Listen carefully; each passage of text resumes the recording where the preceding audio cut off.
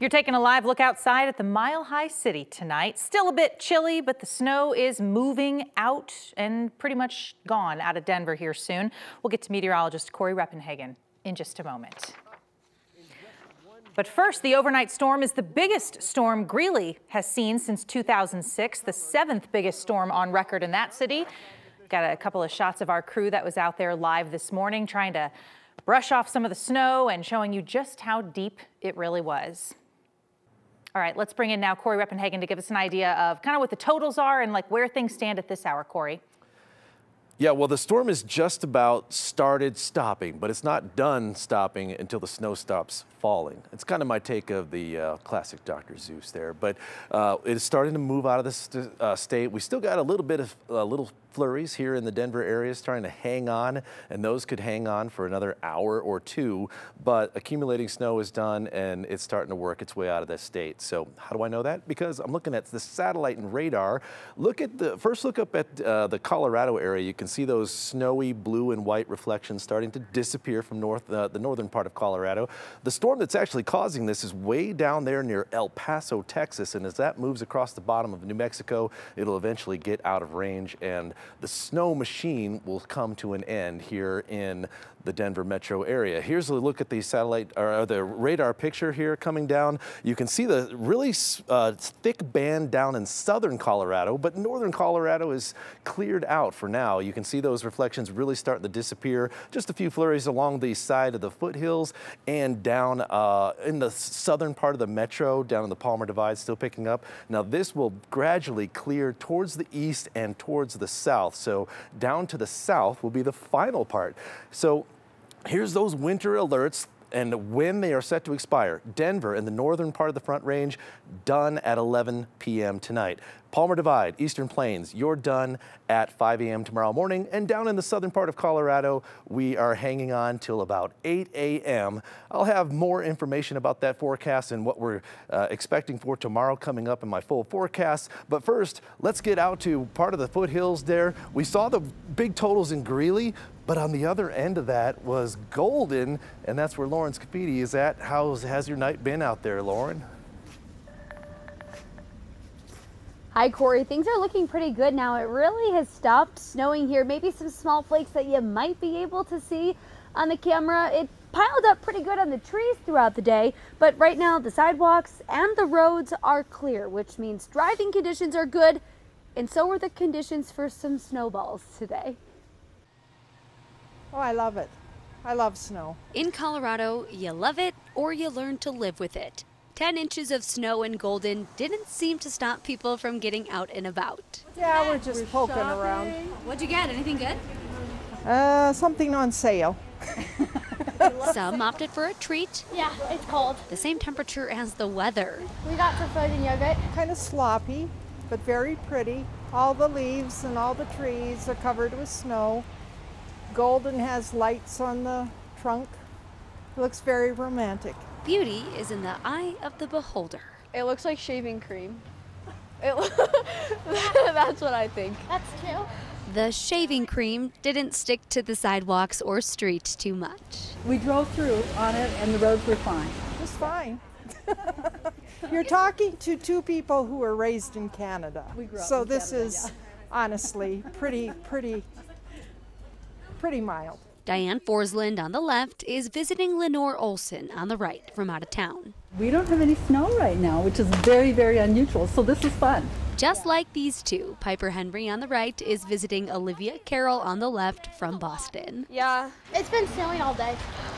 We know the snow doesn't always last in Colorado, so you have to enjoy it. You have to like Cup your hands. Yeah. While you can. Come closer.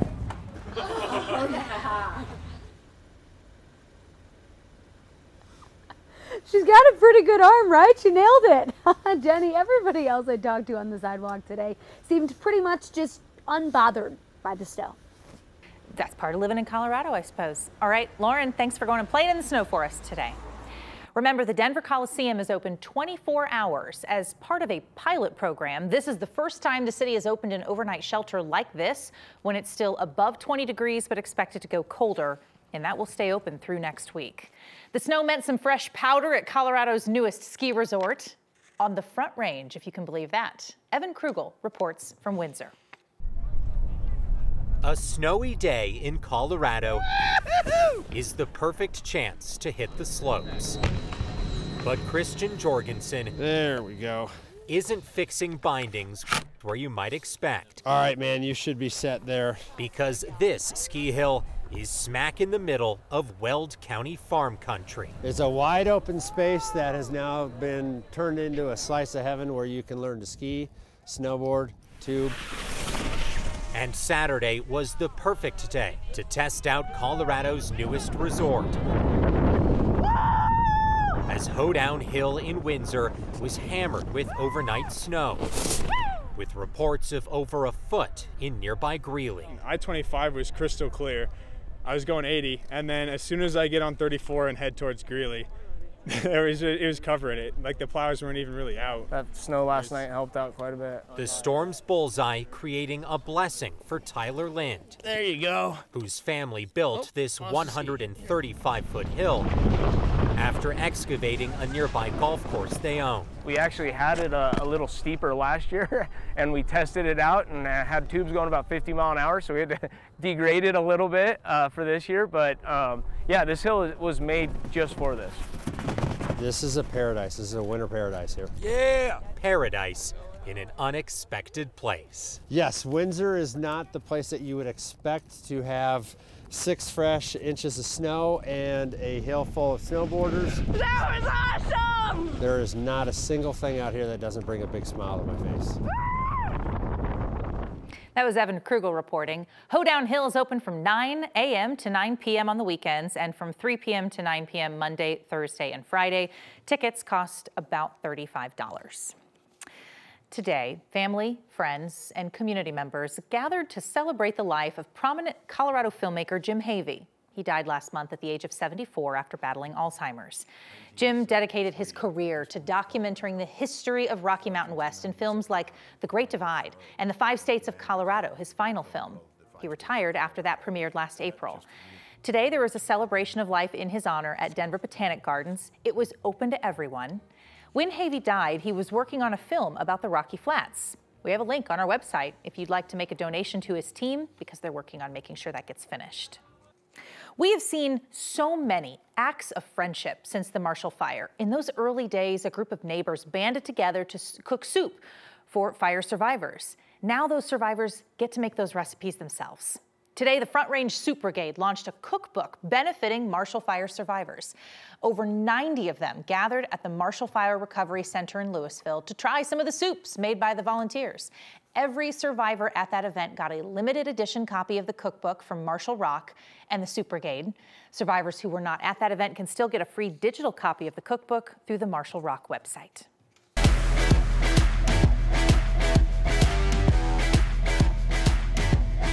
Hey, we are officially less than 24 hours away from Super Bowl 58. According to the American Gaming Association, nearly 68 million people in the U.S. plan to place a wager on this game. Experts say gamblers are spending more than $23 billion this year. It's the Kansas City Chiefs against the San Francisco 49ers. Kickoff set for 4:30 Colorado time. Sure to be a big night for anybody who sells booze or chicken wings. One bar in Denver is about to capitalize on a whole lot of 49ers fans who live here in town. 9 News reporter Janelle Finch takes us to downtown Denver on Super Bowl Eve. Saturday night, the biggest game happening at Tony Tenderoni's on Market Street is happening over in the corner. But come Sunday, another game will have the bar's attention. Here we are, Super Bowl time. Georgie San Miguel helps run this place and a few others nearby, and he knew he wanted to partner with a local fan club at the start of the season. Tony's became our 49ers bar from the beginning. 5280, the Mile High 49ers have taken over Tony's every weekend all season long. San Miguel says Sunday's Super Bowl will be a big one, both here and at his other restaurant locations. We're anticipating on maybe 800 to 1,000 tomorrow. Tony Tenderoni's, which is our sports bar, Jaguar Room, Agua Bendita, Con Safos, and El Patio. For this restaurant group, The timing couldn't be more perfect. This has been a blessing for us economically because, with the winter season, we've had some issues. We had some pipes that burst in one of our facilities, and that led into, some flooding. And so we had to close for a couple of weeks, so this couldn't come at a better time. He says there'll be plenty of wings and chicken tenders to go around, even if fans aren't die-hard 49ers and just hoping for a good game. The more the merrier. We want to rock this place out. Before this season, the 5280 Mile High 49ers would meet at Blake Street Tavern for game days. After it closed last spring, they were looking for a new home and found one in Tony's. How lucky for Tony, and what great time for Tony's. Yeah, they definitely picked the right one this season, and we'll see tomorrow. Might really show out, be a lucky one. We will see. Janelle, thank you. And we know the Super Bowl is for more than just football fans. You've got people tuning in for the halftime show. There's all the Taylor Swift excitement this year. And then those 30-second advertisements. Companies pay big bucks for those, $7 million-ish for just 30-second commercials. That's about $233,000 for every second. Imagine the pressure on the people who make those commercials. You have to deliver the message, and you have to make sure that people recall the brand. Now, the ad doesn't work if people don't recall the brand. And a lot of times when the ad's too funny or the celebrity overwhelms the ad, there is very limited brand recall when they do testing later on. Some big names will also be performing tomorrow. Usher is the halftime performer. Reba McEntire will do the national anthem. Post Malone will perform America the Beautiful. And Andra Day will perform Lift Every Voice and Sing. Also, a very good girl from Colorado, this is Donut, will be a canine officer at the Super Bowl this year. She's with the Colorado Springs Department. She and her handler were picked to help with security in Vegas this weekend. She's 6 years old. She works as an explosives detection dog. She also got to work at the Super Bowl last year.